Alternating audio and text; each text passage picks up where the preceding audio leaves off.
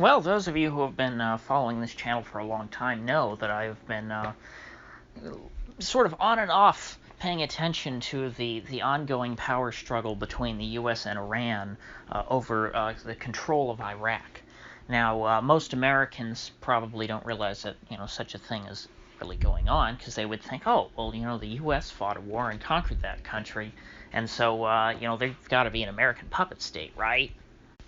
And in reality, it turns out that even though America did install the current government, this government was predisposed to be loyal to Iran, because Iran had been sort of giving them aid and comfort since the 1980s, and a lot of them had actually been living in Iran since the Iran-Iraq War, and sort of just being exterior dissidents to Saddam's regime. And so fast forward to a few months ago, and Iran has a pretty Iran-friendly prime minister. They have controlled the parliament's controlled by Iran-friendly parties, and they're giving aid and comfort to these Shiite militias, which are also very friendly to Iran. And this whole situation is making the U.S. very uncomfortable because they feel like that their little proxy state is doing the bidding of Iran, which of course they were. And so the response to try and, I guess, knock some sense into them, is the way that the U.S. government would probably look at it, was that they decided to bomb Baghdad in a precision drone strike to take out both Qasem Soleimani and this guy Mohandas, who was the leader of the Iraqi militias. Which, of course, led to a lot of outrage on the Iraqi side, as people were, a little disgusted that the U.S. was assassinating people in their capital and blowing up convoys and buildings. And Soleimani actually was he was a distinguished guest of the prime minister in the country. He was invited to come to Iraq. He wasn't, sneaking around. He was out in public. But ultimately, the Iraqi government at the time couldn't really do anything to express their distaste for what the Americans had done.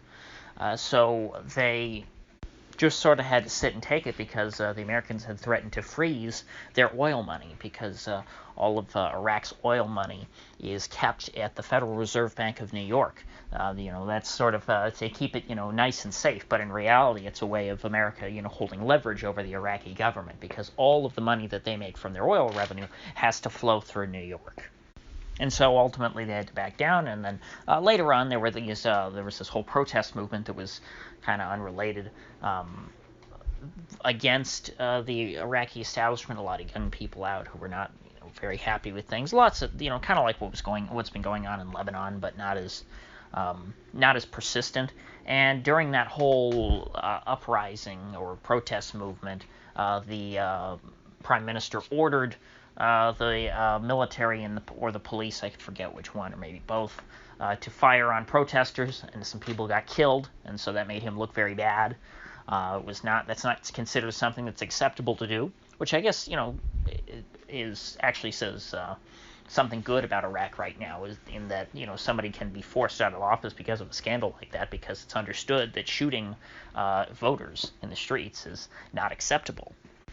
And so since then, Iraq has kind of been in a stasis. They haven't been able to form a new government since Mahdi, that old PM, resigned until now. Now there is a new prime minister, and his name is Kadhimi. He is apparently a very pro-American kind of guy. He is the opposite, I guess, of Mahdi, who leaned more towards the Iranian side. In fact, this guy was Iraq's chief spook. He was the director of the National Intelligence Service, which I guess would be like Iraq's CIA. So I'd imagine he'd be very closely affiliated with the U.S. If nothing else, U.S. intelligence is very effective at permeating these sorts of institutions. And so even if the U.S. military and the U.S. State Department wasn't able to really control the country of Iraq, I think that the CIA would be more than capable of controlling Iraq's intelligence service. And so the head of Iraq is now a spook.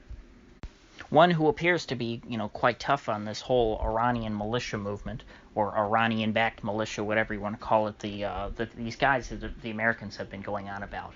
The folks that were targeted when they bombed Soleimani and Mohandas. Of course, as I've explained before, this is a pretty gray area to say that they're Iran-backed. They're not necessarily people who are I don't know, bought and paid for Iranian agents who are like mercenaries. These are Shia Muslims that are from Iraq who happen to like Iran because Iran has a lot in common with them, and so they work closely with Iran and they take money from them. So it's not like these guys are interlopers. This is a substantial part of Iraqi society. Just happens to be very pro-Iran.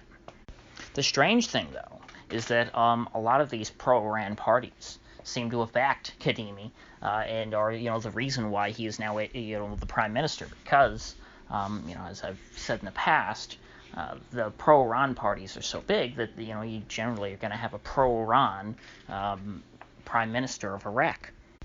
Well, apparently the reason why Kadhimi was able to come to power was because of a deal between Iran and the U.S. Iran essentially told their proxies in the Iraqi parliament to swallow their pride and back America's guy.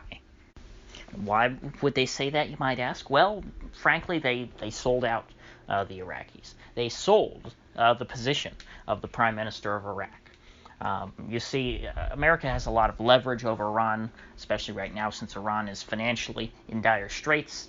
The U.S. has put pressure all over the world to freeze the assets of Iran, just like they've threatened to do to Iraq. And so Iran has a lot of money up in the air around the world that they don't have access to.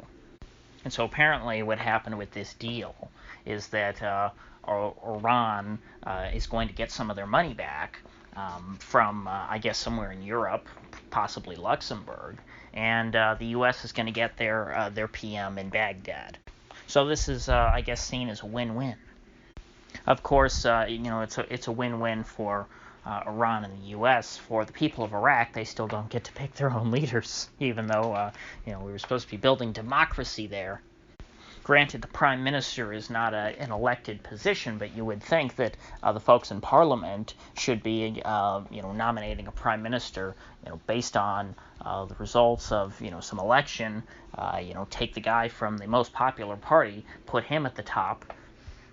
But instead, they get a spook who seems to be taking his orders from Washington. And if they didn't have him, they'd have some other guy who's taking his orders from Tehran, just like Mahdi did. So I guess things could be worse, but Iraq is still far from being a sovereign country like they were under Saddam Hussein. Not that I'm a fan of Saddam, or that I would want to live under him. I'd probably still would rather, if I were an Iraqi, live under what they have today. Because, as I said, a prime minister opening fire on, a crowd of protesters is viewed as a bad enough scandal that he has to resign. So there obviously are some checks on government power there. People don't view the state as all powerful, and that's a good thing, even if their state is not sovereign and the folks who control this. In other words, even though the state doesn't have as much control over domestic affairs as it once had, at least it seems like the people have a little more influence over the control of the state. Sure, they have to share that influence with foreigners, but ordinary people are having more of an impact on the Iraqi government than they once did. So with that said, if you gained anything of value out of this video, I'd appreciate you clicking that like button and sharing this video. And if you haven't already, please do subscribe, because I do upload every day and I'd hate to have you miss one. So I'll see you folks back here tomorrow.